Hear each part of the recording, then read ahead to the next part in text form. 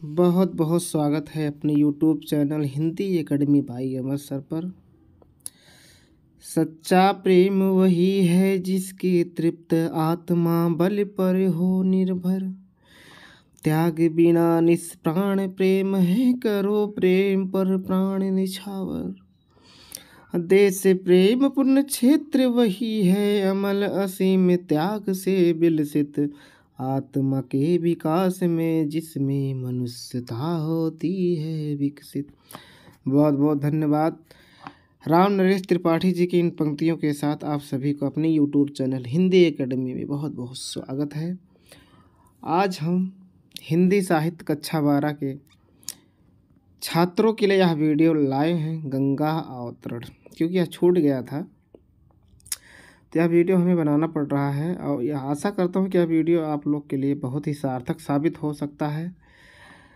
आइए हम लोग सरल और सहज भाषा में इसका व्याख्या करते हैं और ये वीडियो अपने मित्रों तक शेयर कर दीजिए ताकि वो भी पढ़ें और हिंदी में अच्छा से अच्छे अंक प्राप्त कर सकें। तो आइए छात्रों, यह कक्षा यूपी टीजीटी पीजीटी एवं यूपी बोर्ड वाले के लिए तो है ही है, लेकिन साथ ही साथ एक दिवसीय परीक्षा चाहे केवीएस हो चाहे यूपी टीजीटी पीजीटी हो, इसलिए महत्वपूर्ण हो जाता है कक्षा कि यही छंद पूछा जाता है। पिछली जो 2021 की वैकेंसी थी टीजीटी पीजीटी में, यही सबको मात दिया था, क्योंकि ये पंक्तियाँ आई थी इतना ज़्यादा कि पूछा था ये पंक्तियाँ किससे लिया गया है। सबसे ज़्यादा इसी पंक्ति पूछी गई थी 2021 वाले टीजीटी में, हिंदी टीजीटी में। तो इसलिए आप लोग इस क्लास को मिस मत करिए, क्योंकि यह आप लोग अर्थ नहीं, अगर ठीक है न मत जानिए, अर्थ आप लोग जान ही रहे हैं, वेट कर चुके हैं, तो आप लोग केवल इसका पंक्तियाँ ही छंद ही पढ़ लीजिए। तो आइए जल्द ही जल्द शुरू करते हैं अपना व्याख्या। निकसिक मंडल ते उमंडि नव मंडल खंडित। धाई धार अपार वेग सो वायु विहंडति।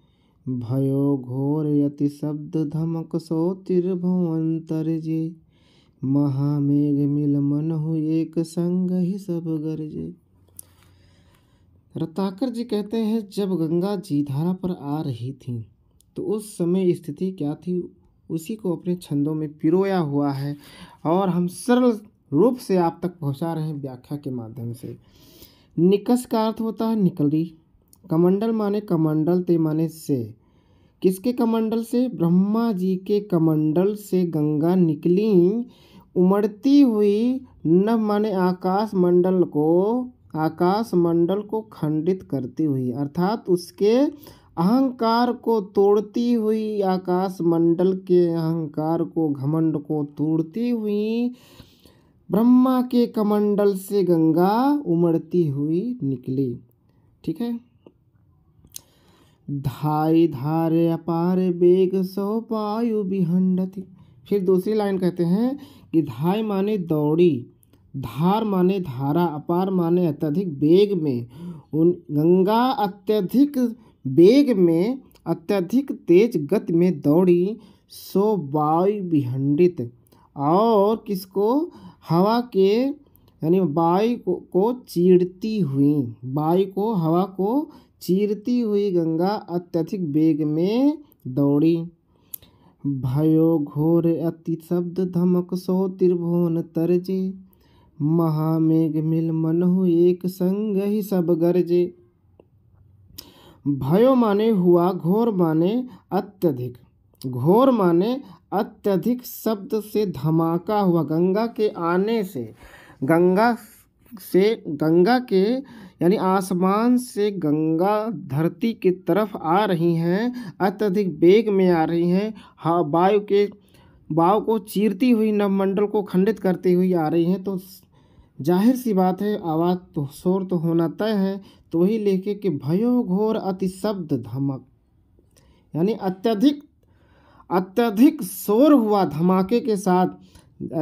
इसीलिए धमाके के साथ सो त्रिभुवन तरजे, त्रिभुवन तर्जे का मतलब तीनों लोक भयभीत हो गया। यानी गंगा के आने से, अति धमाका होने से, अत्यधिक शोर होने से तीनों लोक भयभीत हो गया। तर्जे का मतलब भयभीत हो गया। महामेघ मिल मनहु एक संग ही सब गरजे। मनहु माने मानो, जहाँ मन मानो जन जानो आ गया तो वहाँ उत्प्रेक्षा अलंकार। कौन सा अलंकार होगा? उत्प्रेक्षा अलंकार। तो ऐसा लग रहा है कि महा यानी महामेघ, बादल यानी मेघ माने बादल मिलकर के सब एक साथ गरज रहे हों। गंगा जब आ रही हैं उनके धमाके से तीनों लोग तो भयभीत हो गया। ऐसा लग रहा है कि महानी सारे मेघ मिलकर एक साथ गरज रहे हों। इसमें त्रिवेक्षा अलंकार है, अनुप्रास भी है और वीर रस है इसमें। ठीक है, आगे देखते हैं। दूसरा छंद हम पढ़ते हैं। एक छंद हो गया, दूसरा छंद की तरफ चलते हैं। निज दरे रिसो पवन पटल फारति फहरावती। सुरपुर के अति सघन घोर घन घस घहरावती। चली धार धुक्कार धरा दिस काटती कावा। सगर सुतन के पाप ताप पर बोलती धावा। फिर आगे क्या कहते हैं रत्नाकर जी कि निज माने अपने, दरेर माने धक्के, सो माने से।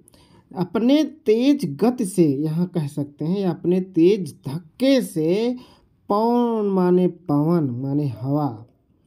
पौ से पवन, पवन का मतलब हवा। पटल माने पर्दा।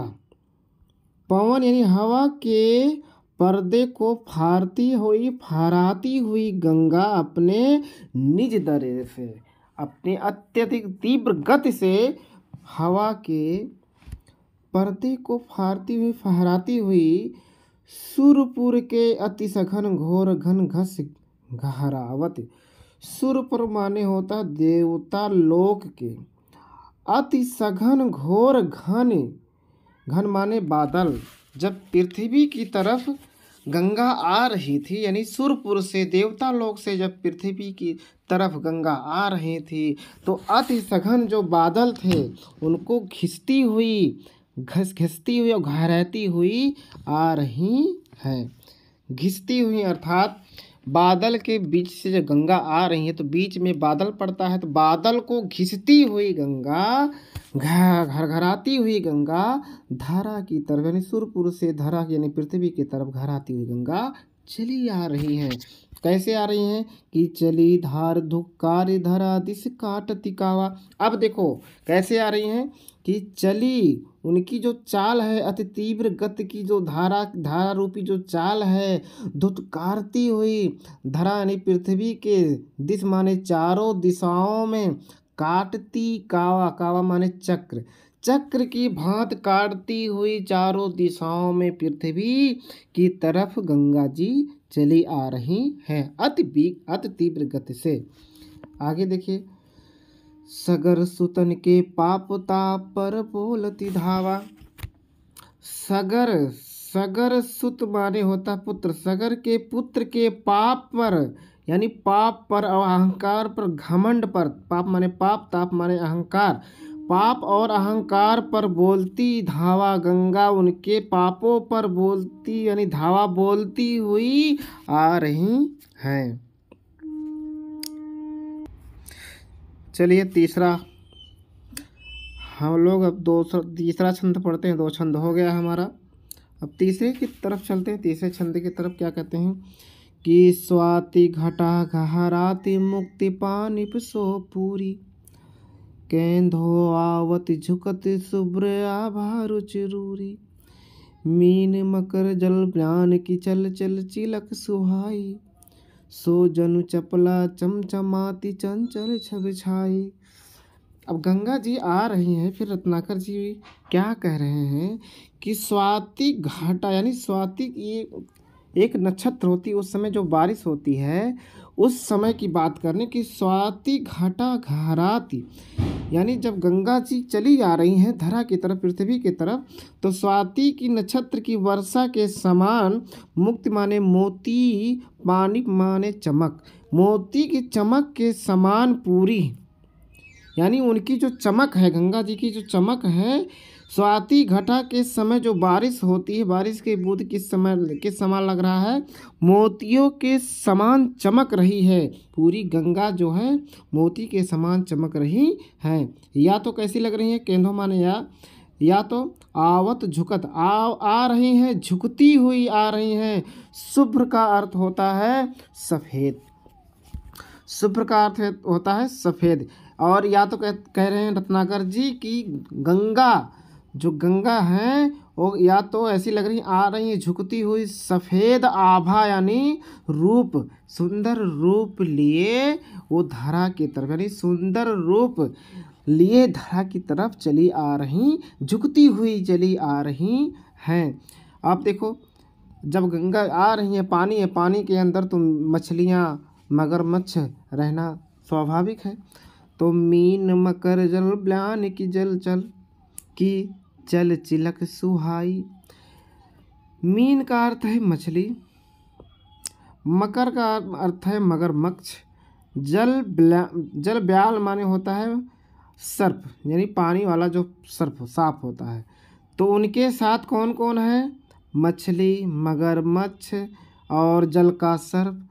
ऐसे लग रहे हैं कि चल चिलक सुहाई, चंचल चमक की तरह सुशोभित हो रही हैं। कौन हो रही है, गंगा, क्योंकि जल कैसा होता है, सफ़ेद मोती की तरह चमक रही हैं। और उसमें कौन कौन से सुंदर लग रहे हैं, सुशोभित हो रहे हैं, मछली, मगरमच्छ और जल सांप जो हैं चंचल, यानी सफ़ेद चंचल की तरह दिखाई, यानी सुहाई दे रहे हैं, दिखाई दे रहे हैं, सुशोभित हो रहे हैं। सो जन चपला चमचमाती चंचल छवि छाई। सो जन माने जानो, मानो इस प्रकार से लग रही है गंगा की चपला, माने बिजली के समान चमचमाती हुई वो छवि दिखाई दे रही है। चलिए अगला देखिए, चौथा नंबर,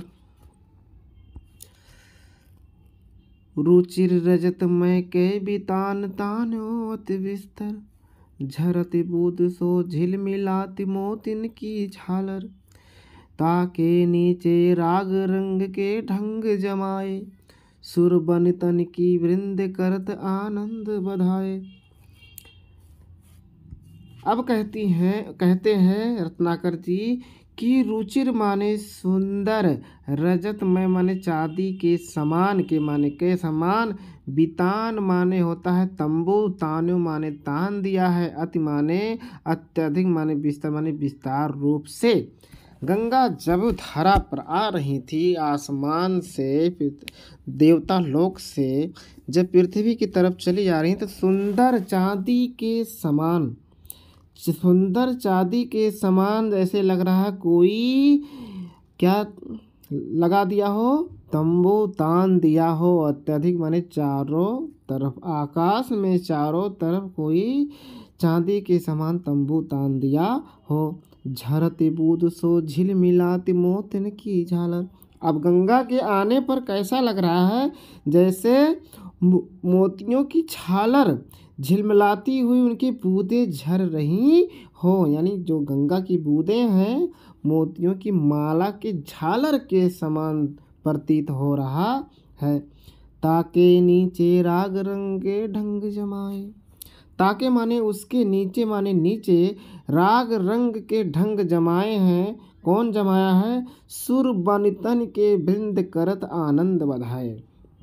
ठीक है, सुर बनितन माने सुर, देवताओं की स्त्रियां वृंद यानी समूह में सोहर यानी आनंद की गीत गा रही हों।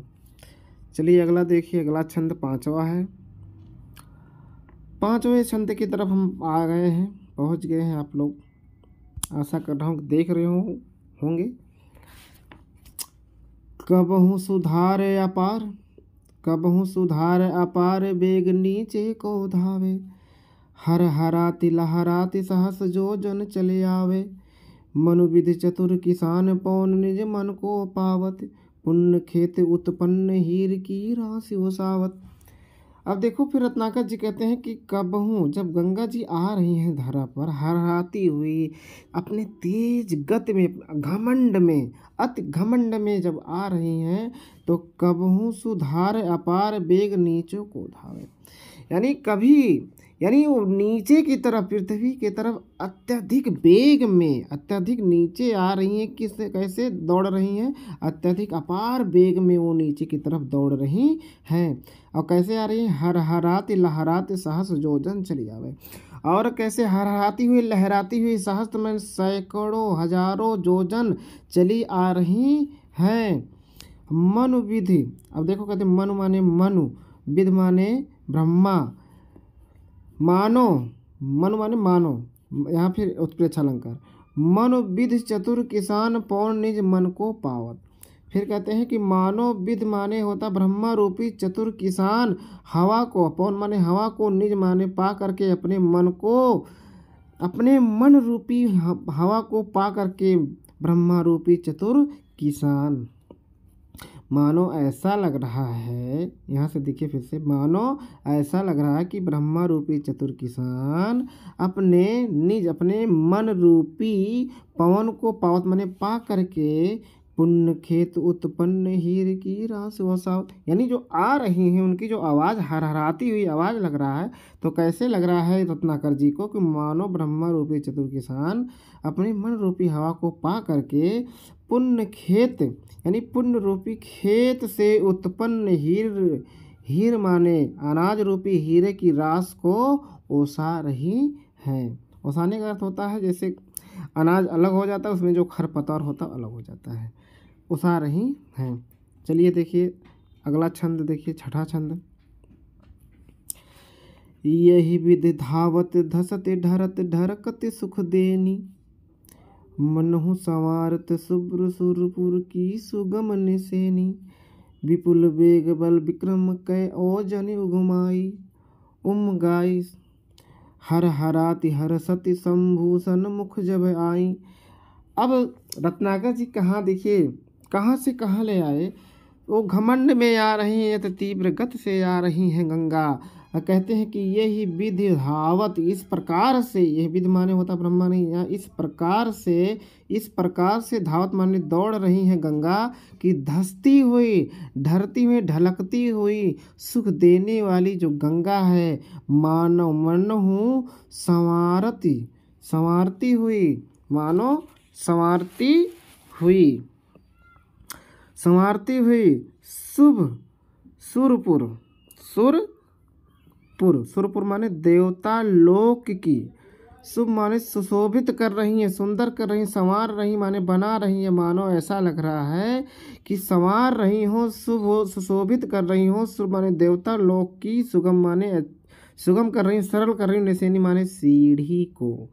ऐसा लग रहा है कि देवता लोक के सीढ़ी को सुगम और सुशोभित करके संवार रही हो गंगा जी, ऐसा प्रतीत हो रहा है। विपुल वेग में बल विक्रम कै ओजन उमगाई।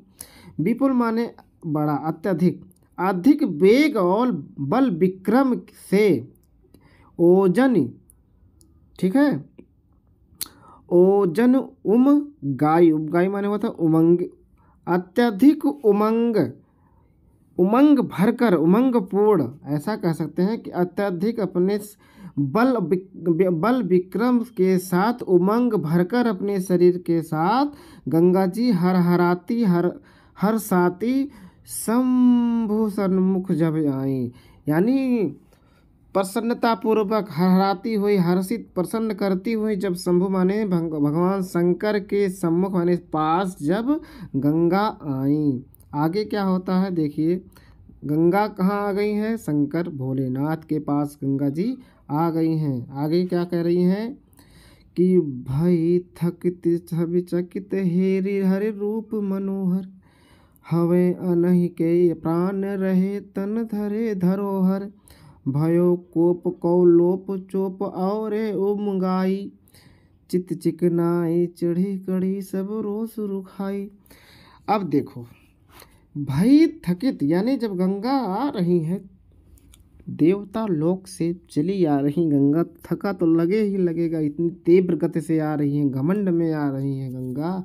तो भाई थकित छवि चकित हेर हर रूप मनोहर, यानी थकी हुई गंगा यानी छवि यानी सुंदर रूप देखकर आश्चर्यचकित हो गई। हेर माने देख करके, हेर माने हेर का अर्थ होता देख लीजिए, हेर का अर्थ होता देख करके, चकित माने आश्चर्यचकित हो गई, शब्द माने सुंदर छवि, हर रूप माने भगवान, हर सर्व कहते हैं ना, हर माने होता है शंकर, शंकर जी के मनोहर रूप को देख करके थकी हुई गंगा आश्चर्यचकित हो गई।